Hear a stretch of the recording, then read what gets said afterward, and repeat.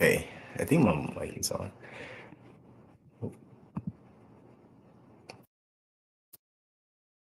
Okay. So first, I wanted to talk about the biggest or the most recent power struggle, which is the Georgia Senate runoff race, where Raphael Warnock was declared the winner of it, which is crazy. After three times in the past few years, he was just declared the winner. Um, this lets the U.S. Senate, which is very important in our life, have a 51 vote majority. And in terms of that, they can appoint stuff and get stuff done, which can benefit our lives, which is pretty good. Um, like majority. Oh, there's no picture.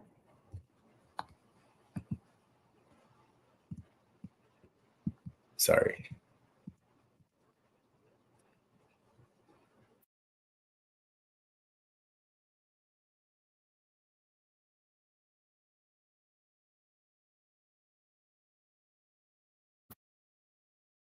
Oops, sorry. Okay, there I am. Hello. Hi, I'm Dr. Power. Sorry about that. So first,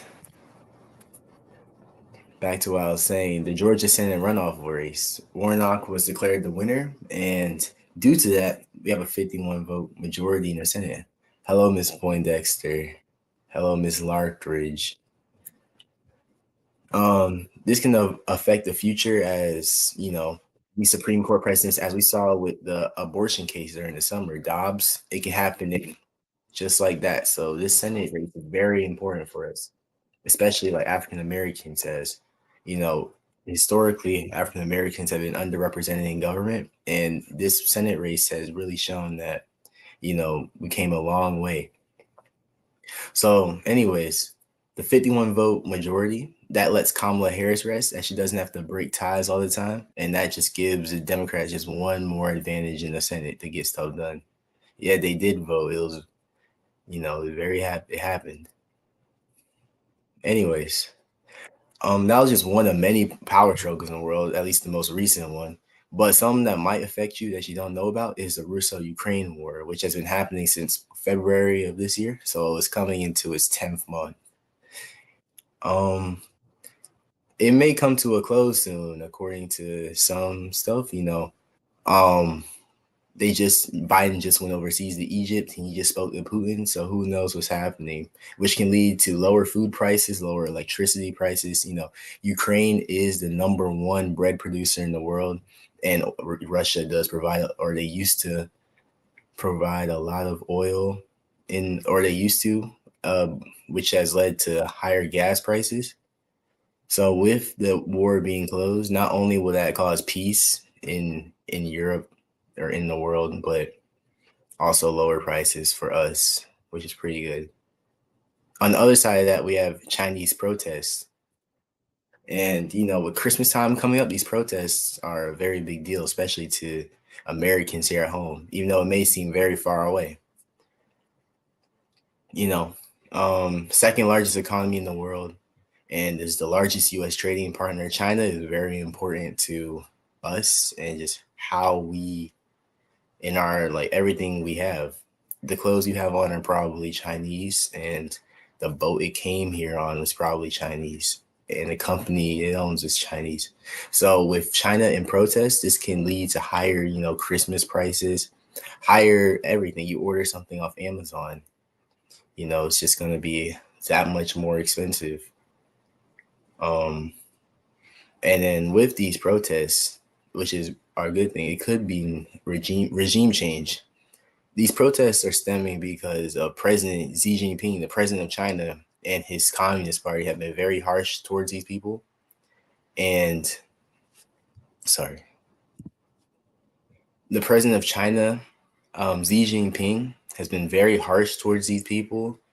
And these people just had enough of it. I mean, protests happen when people are unhappy, when they're hungry, when they're being overworked, when they're being abused. So, just with these protests being happening, who knows what happens?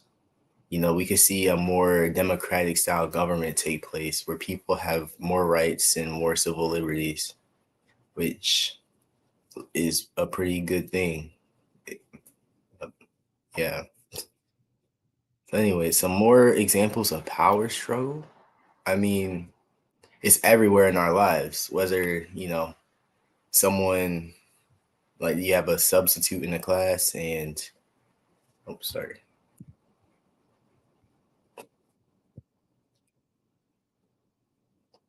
Whether there's a substitute in the class and, something happens, who knows?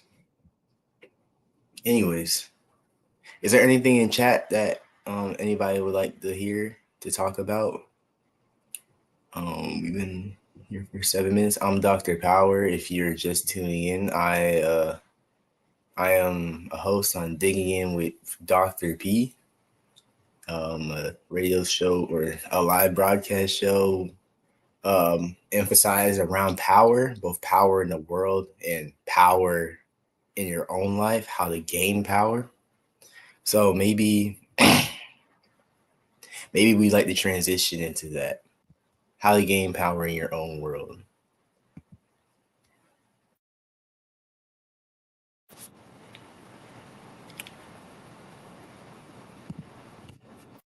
Okay, so we're in power vacuum now. I know it's not a big difference, but in power vacuum, I'm going to tell you how to gain power and how to just become more powerful in general and how to, get your own, further your own agenda. But first, we kind of have to explain like power in a more personal sense, as the examples I gave were worldwide and broad and mentioned multiples of people. Power is simply at its simplest form is just having influence over someone else and being able to control. Oh, some question why I wanted to do this. Well, I wanted to do this, just to have outreach to others as well as be able to have, intellectual debates or express some opinions, maybe. Which is why. Anyways, thank you. Um, no, I'm not here. I'm in New Jersey right now. I live in New Jersey. My family is military. I um I lived overseas for 3 years and I really enjoyed it.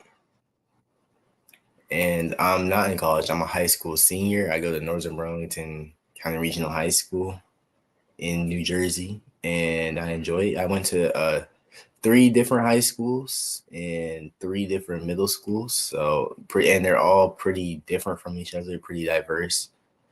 So that just kind of, was something I was fortunate to do.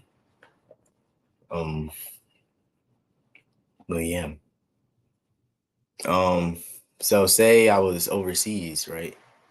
And I have to gain more power, and I don't know these people. The handy book I have is The 48 Laws of Power. is a book written about how to keep power, how to get power, or how to defend power from others trying to take it from you. So this book is very insightful in being able to keep power, and getting power is not manipulation.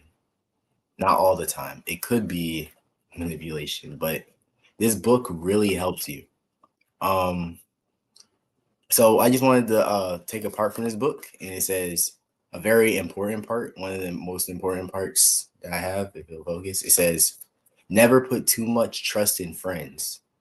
I think that's very important, and it may seem very obvious, but you know, people trust their friends a lot.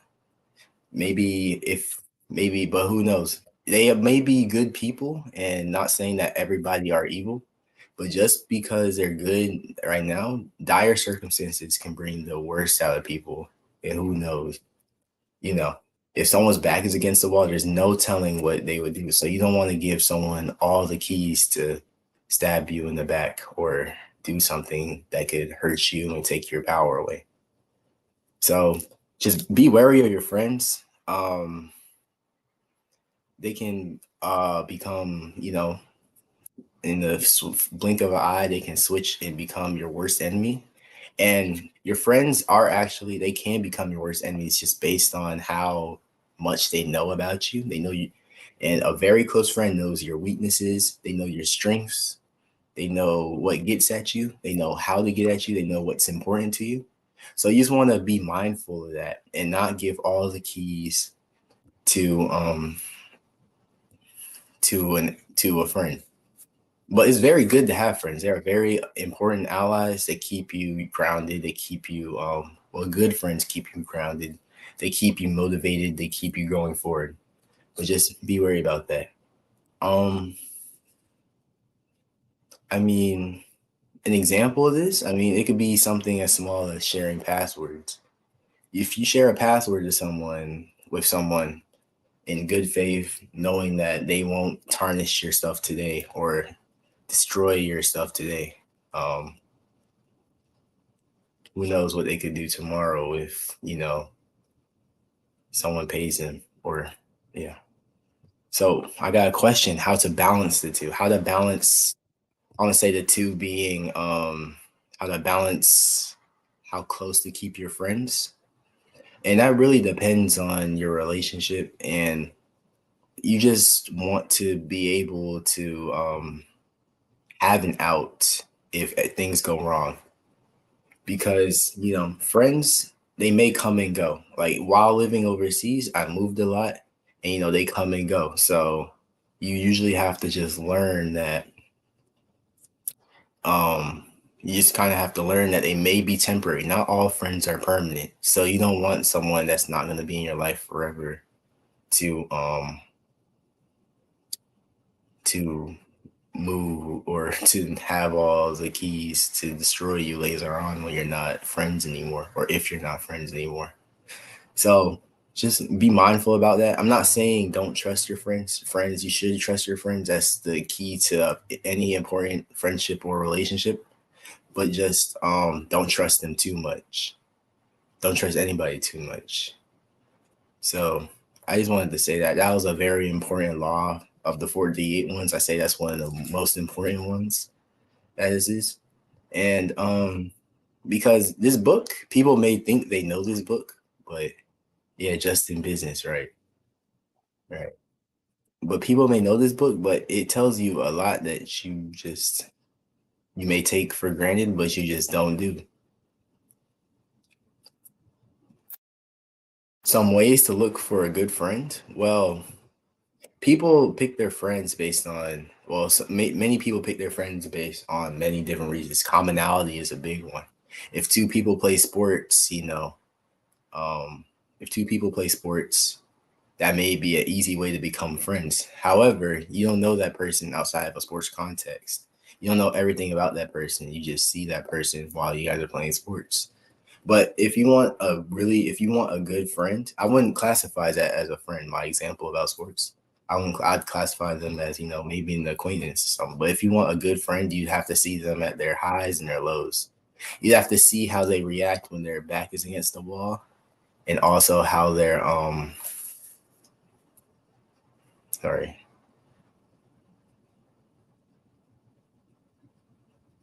Oh, you can hear me. Okay. Um Sorry. So you need to see how they act at their highs, which is when they're triumphant, when they're going, everything is going well for them. You need to see if they're, cocky. Then you see when how they react when you're doing well. Then you see if they're envious, if they're jealous. Those are red flags in a friend. You may need to see when um sorry.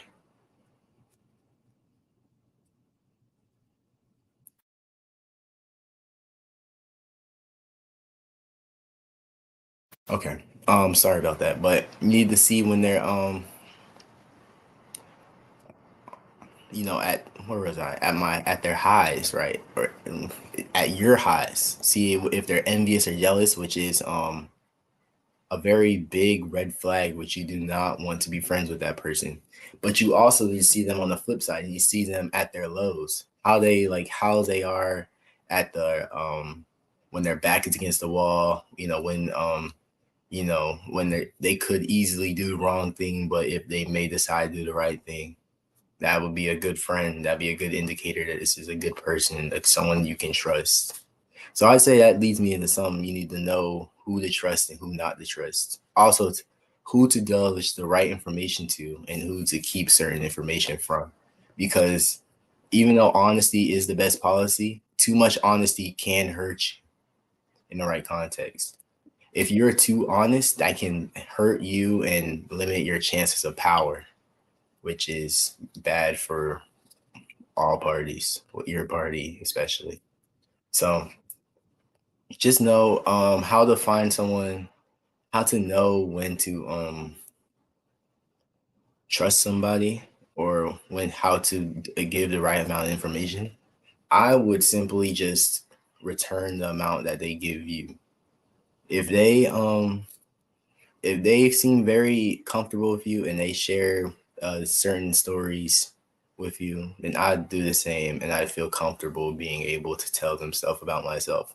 However, if they seem like if they just talk about people, especially if they talk about other people, I wouldn't recommend against sharing information with that person because they're just going to talk about you and give your information to who knows, which is why that leads to my next point about being mindful about who you share your information with, which is about the same point. It's the same as the last point, but it's pretty similar. You don't want to give all your stuff away. You don't want to give all your information away because that's just less cards that you have in your pocket. That also makes other people envious and jealous of you, which can lead to them trying to sabotage you. The more people know about your business, the more they want to interfere in it. Okay, I got a question. It's hard for students in school because they want to fit in. What is your advice? My advice is at school, especially, just don't fit in. I mean, you just be yourself. And I know that seems very cliche, but at school, no one cares about other people really. Like no one's really making fun of you. No one's gonna make fun of you if you don't make fun of them. That's simply as simple as it gets. If you just want to be yourself, you'll find people who are similar to you. And I'd say don't change. I don't change. Oh, are you talking about personal business or your business partner? I'm talking about personal business, such as, if you have something going on in your life or something. Good evening, Miss Sims. But yeah, personal business, I'm not talking about any financial dealings or monetary transactions. I'm just talking about, you don't want anybody in your business, like BYOB. Question from my father. How do you seem to empower someone that maybe seems to struggling, such as a younger sibling? Example. So you can empower someone that seemed to be struggling by by, giving examples about how to get better. If you see someone struggling, just be with them, take your time with them, just keep on moving at their pace. If you see someone is struggling, it makes no sense just to keep on going past them. For example, if someone, or say, yeah, your younger sibling is struggling with homework, or if you're struggling with addition, it makes no sense to go on to multiplication or exponents or even further into algebra because they don't get the basics. So you want to go at their pace while ensuring that you guys are moving on and keeping a continuous cycle to to progress. So that's just the best that I have. But yes, you don't want anybody in your business um trust in friends. Yeah, just you can trust your friends, but just be mindful. Another part I have is to never outshine the master. Oh, or anyways, we have a question.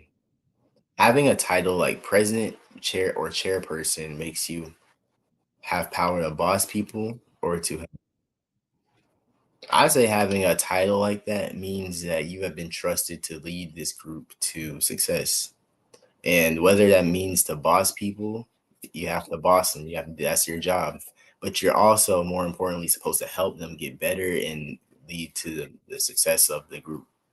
So being a president of something, that gives you the power to boss somebody, but more importantly, you have to use that power, that bossing power to help them and help them get better. So it helps you get better or helps the entire group get better, if that makes sense.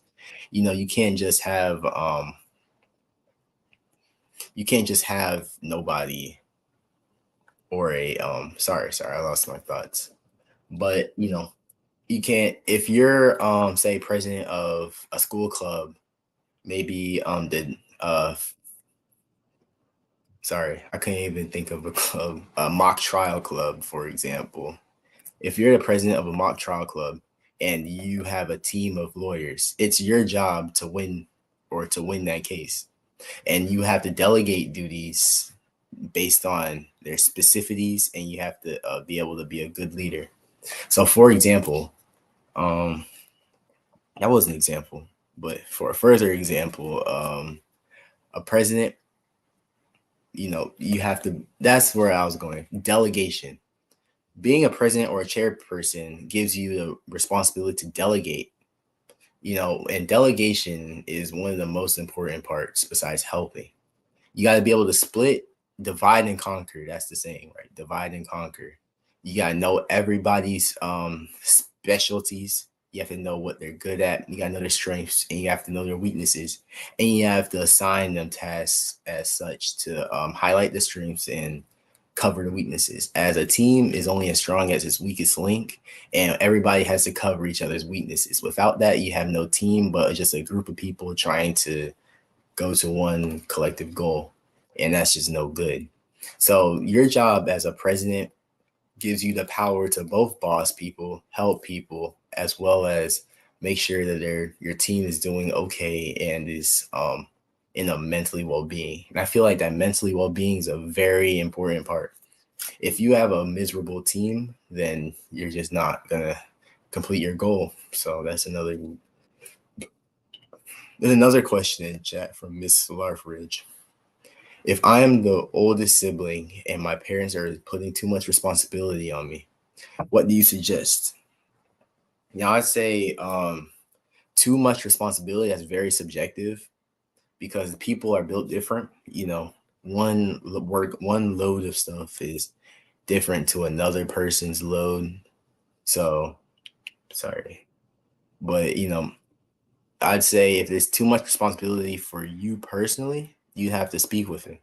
You have to speak with your parents and try to understand how we can either get rid of some stuff or delegate, as it's your parents' jobs. Well, they can delegate tasks to other people so that you have less responsibility, or be more productive so you can ensure more responsibility while keeping your health and other factors in check.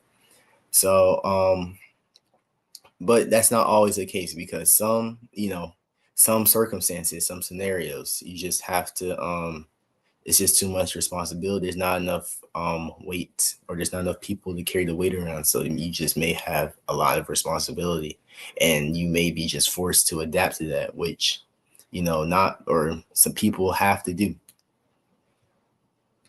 So in that opinion, like I said, I would speak to my parents, but I would also try to um, better myself so I could at least try to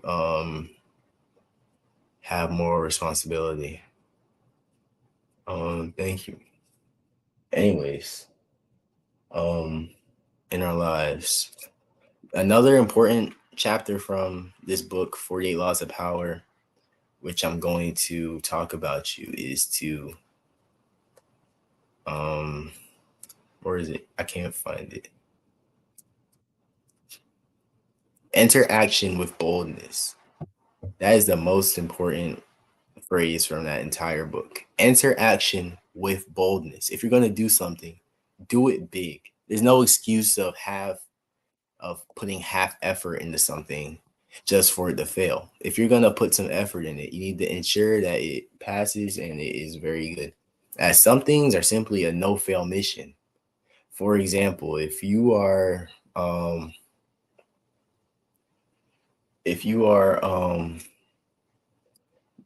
driving, that's a no fail mission. You can't just put half effort in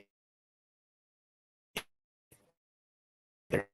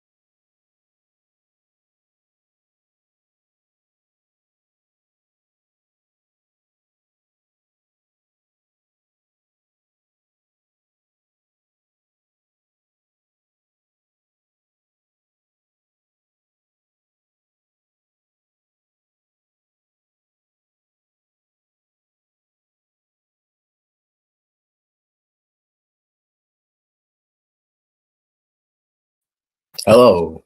Sorry about that. Um, I really don't. The laptop was well, my laptop was fine. It was just the software itself, StreamYard. It was lagging, so I apologize about that. But we're over time now. We're at 7 p.m. I hope you guys enjoyed digging in with Dr. Power and my two segments, Power Struggle and Power Vacuum. I hope you left with some more information. You left with something to digest. I hope, if anything, you'll look into the 48 Laws of Power. It's a very good book. I recommend it's a good read. You should read it and share with your friends. And I'll catch you next Wednesday. Bye.